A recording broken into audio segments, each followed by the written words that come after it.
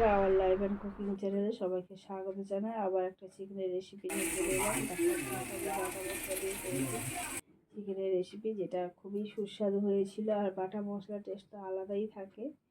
তা প্রথমে আমি আলুগুলোকে ভালো করে ভেজে নেব। তো আলুগুলো ভাজতে হবে। এই সময় নুন আর হলুদ দিতে পারো, নাও দিতে পারো, তাহলে আমি দিইনি, কারণ দিলে একটু তেলটা পুড়ে পুড়ে যায়। সেই কারণে আমি শুধু প্লেনভাবে আলুটাকে ভেজে নেব। আর এই আলু দিয়ে চিকেনের ঝোল অবশ্যই তোমরা একবার টেস্ট করে রান্না করে ট্রাই করে দেখবে, খেতে খুবই ভালো লাগবে। গরম ভাতের সঙ্গে দারুণ লাগে। যে কোনো হোটেল বা রেস্টুরেন্টে গেলে দেখবে এই ধরনের মাংসের ঝোল, চিকেনের ঝোল গরম ভাতের সঙ্গে দেয়, যেটা খেতে খুবই ভালো লাগে। অনেক সময় আমরা কোথাও বেড়াতে গেলে যে চিকেনের ঝোল খাই, ঠিক এরকমভাবে করে। দেখো, আলুটা ভাজা হয়ে গেছে, এবার আমি তুলে নিচ্ছি। আলুটাকে একটু লাল লাল করে ভেজে নিতে হবে, ভাজাটা যেন খুব ভালো হয়। তো আলুটা আমার ভাজা হয়ে গেছে। এবার ফোড়ন দিচ্ছি। দেখো, দুটো তেজপাতা, দারচিনি, লবঙ্গ, এলাচ দিয়ে দিলাম।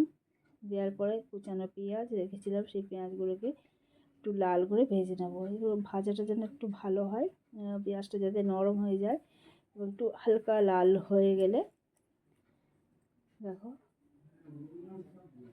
একটু লাল লাল করে ভেজে নেবো। খুব বেশি ভাজার দরকার নেই, হালকা লাল করে ভেজে নেবো। ভেজে নেওয়ার পরে যে চিকেনের টুকরোগুলোকে, দেখো এখানটা লাল করে ভাজা হয়ে এসছে। এবারে চিকেনের টুকরোগুলোকে আমি দিয়ে দিচ্ছি। চিকেনের টুকরোগুলোকে দিয়ে ভালো করে এই পেঁয়াজের সঙ্গে চিকেনের টুকরোটা আমি ভেজে নেব। আর এর সঙ্গে আরেকটা বলি বন্ধুরা, এখানটা আমি কাঁচা লঙ্কা, আদা, রসুন একসঙ্গে পেস্ট করেছি। আর এই রান্নাটা পুরো কাঁচা লঙ্কাতেই করব। আর কালারের জন্য কাশ্মীরি লঙ্কা, সেটাও বেটে রেখেছিলাম, সেটা দিয়ে দেবো। এরকম চিকেনের টুকরোগুলোর সঙ্গে আমি কিন্তু স্কিন দিয়েছি, কেননা এটা খেতে আরও ভালো লাগে। আমার ভালো লাগে বিশেষ করে ব্যক্তিগতভাবে। আমি চিকেনের অন্য কিছু খেতে আমার খুব একটা ভালো লাগে না, ওইটাই আমি একটু খাই যা। দেখো, এবার এটা খুব ভালোভাবে আমি ভেজে নেব পেঁয়াজের সঙ্গে।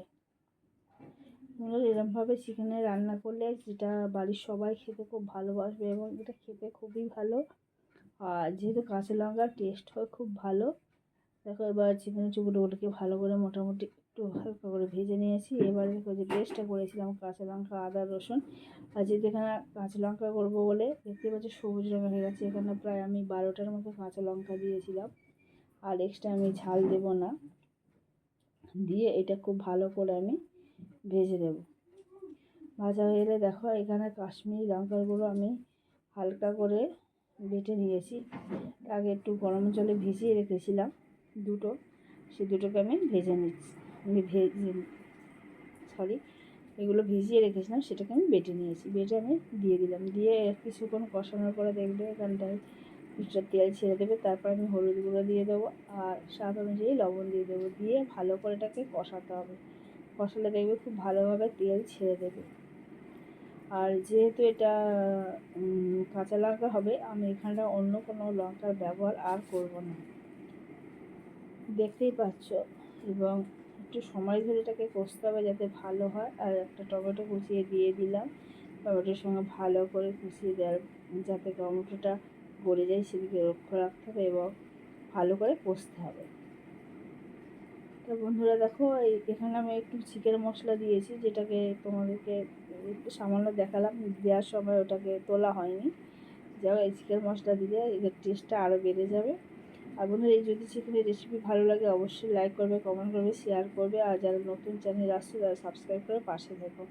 আর যারা ফেসবুক থেকে দেখছো অবশ্যই পেজটাকে ফলো করবে। এবং ভেজে রাখা আলুগুলোকে দিয়ে এই চিকেনের সঙ্গে খুব ভালো করে কষিয়ে নেবো, যাতে আলু আর চিকেন মোটামুটি খুব ভালো করে মিশে যায়। দেখতেই পাচ্ছ, কষানোটা এখানটা কিন্তু খুবই জরুরি। যত ভালো করে কষবে চিকেনের টেস্ট তত ভালো হবে।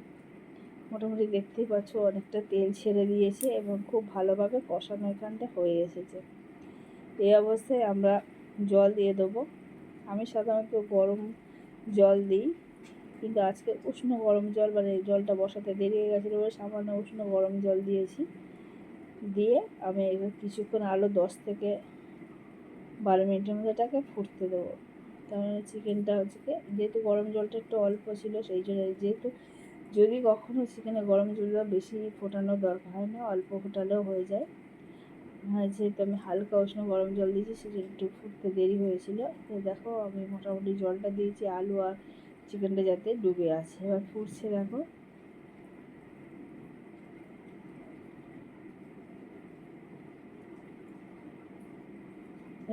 এবারে তখন আমি যে লবণটা দিয়েছিলাম সামান্য লবণ কম হয়েছিল বলে মনে হয়েছিল টেস্ট করে, সেই জন্য আরও কিছুটা লবণ দিয়ে দিলাম স্বাদ অনুযায়ী। এবার আরও প্রায় 10 মিনিট ফোটার পরে চেক করলাম যে সমস্ত কিছু ঠিক হয়ে গেছে, আলুও সিদ্ধ হয়ে গেছে এবং চিকেনের টুকরোগুলোও সিদ্ধ হয়ে গেছে। আর আমি নামাবার আগে যেটা দিয়েছিলাম একটু সামান্য গরম মশলা দিয়েছিলাম, যেটা সম্ভবত এখানে স্কিপ হয়ে গেছে। তোমরা অতি অবশ্যই একটু গরম মশলা দিয়ে বন্ধুরা, এই চিকেনের স্বাদ হবে দারুণ। আর বাচ্চা বড় সবাই খুব ভালো লাগবে। দেখো বন্ধুরা খেতে কেমন হচ্ছে, দেখতে খুব ভালো হয়েছে। তাহলে আজকের রেসিপি এ পর্যন্ত, আবার নতুন রেসিপি নিয়ে চলে আসবো। ততক্ষণ ভালো থেকো, সুস্থ থেকো।